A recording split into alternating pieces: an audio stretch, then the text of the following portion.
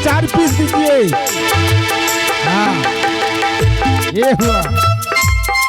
और भैया श्री भोजन के साथ साथ कोई नर्तिका गाने वाली तो मनोरंजन के लिए होना चाहिए ना।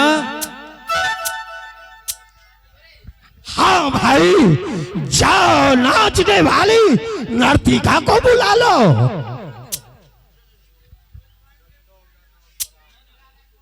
अरे भाकुल, भोजन की समय तो खुशियां मनाने हैं तो कलाकार तो चाहिए, नाचने गाने वाली।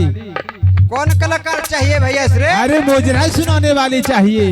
मुजरा? हाँ ठीक है, बुलाते हैं भैया श्री। जल्दी बुलाओ। ठीक है, बजा मास्टर, एक मुजरा बजा दीजिए, हमारे भैया श्री जो खुश हो जाएंगे। मिस नैना नसीर और मिस मोनिका। चलो पहले भोजन करो।